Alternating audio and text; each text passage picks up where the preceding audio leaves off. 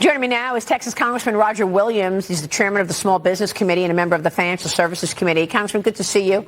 Thanks very much for being here. Before I get into finances, I know that you were injured alongside Majority Leader Steve Scalise back in 2017 at that congressional baseball game and the shooting there. Your reaction to all that's taken place here?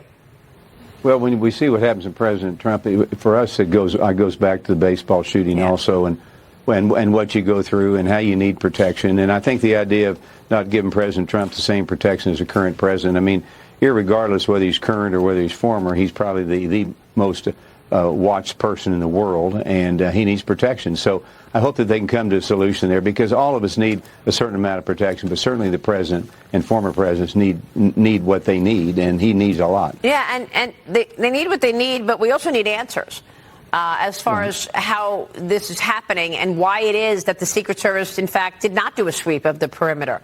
And, in fact, these would-be gunmen have been able to get so close to President Trump. Have you been able to get any answers from Alejandro Mayorkas, who at the end of the day is overseeing all of this? Well, nobody's, as far as I know, I haven't seen him. He has no answers, and you're exactly right. Here we are still waiting from the first assassination attempt, and you go back to Kennedy days. We still don't even know what happened with the Kennedys, quite frankly. But Mayorkas needs to step up and do his job instead of going hiding, and that's basically what he's done. And people want to hear the answer, and we need to know the answers. Let me move on, get your take on this. The House Republicans are set to question Small Business Administration head Isabel Guzman today over alleged efforts to register voters in Democrat-heavy areas of Michigan. The House Small Business Committee has since demanded information like documents, travel schedules of top agency officials. But you say you're being stonewalled. What exactly is going on there in Michigan, sir? Well, what they're doing, they signed a memo of understanding in Michigan to help register voters, which is not the purview of the SBA. It has nothing to do with it. When we ask for documents, they slow play us all the way. We've had to subpoena people to come in and visit with us. We subpoenaed the chief of staff of Guzman, and we asked him 201 questions, for example, and he gave us 201 answers of I don't know. So that's what we're up to. So we're going to have a hearing today. She's going to go before our committee. She's going to have to answer these questions, why they are diverting from taking care of Main Street America, small business, and trying to get involved with electioneering and register Democrats. It's not in the purview.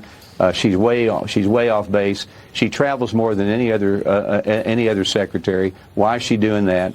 Her people aren't working. They're not on the job. They're still working from home. Main Street's hurting. Main Street needs answers, and the SBA is supposed to give it to them, but right now they've gone amok and they're out of control. Well, who are they registering specifically? I mean, I know that there have been questions about registering illegals in the country. That's what Oregon just had to apologize for. They claimed that it was a big mistake. A lot of Republicans are saying that illegals coming from the open border are now being given driver's license and wanting to get registered to vote. Who specifically are they registering? And hasn't the Biden administration been very clear that it's a whole of government plan to get every agency involved in the election? Well, it is their plan, but it's not their purview. And who they're registering, I mean, they're going into Flint, they're going into Detroit, Democratic strongholds. They go in there and register these people. And we don't really know who they're registering, what they're requiring. I see. We're going to find out today in the hearing. Okay. Now to the economy. Experts are weighing in on some of the Trump and Harris proposals regarding the economy. Trump, of course, has vowed that he will have no tax on tips, no tax on Social Security, and his latest is no tax on overtime, promising workers who clock more than 40 hours a week tax-free overtime income. Last night, he posted on Truth Social that he would also lift the cap on state and local tax deductions.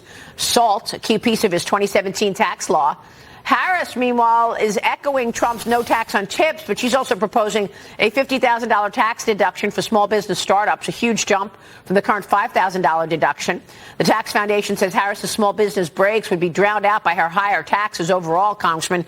She wants to take capital gains taxes up, corporate taxes up, institute 25% unrealized gains tax. How would you compare the two different economic proposals from these candidates?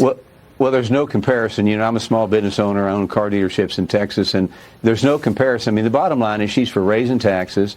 She's for increased regulations, which kill Main Street. The bottom line is if you cut taxes, and all the things we've talked about doing, you put more hands in the taxpayers. You create more jobs. You create more opportunity. And that's what this economy needs. We need to cut taxes. We need to cut regulations. create more competition on Main Street. We don't need to compete against the government, compete against each other, and we'll get an economy going again. It won't take long to get this economy ginned up, but that's the kind of things we need. But she talks about raising taxes, does nothing but talks about regulations, and it's a tax increase that'll just destroy the economy. And she's going after the banks. I mean, community banks are struggling right now. Yeah. Emily.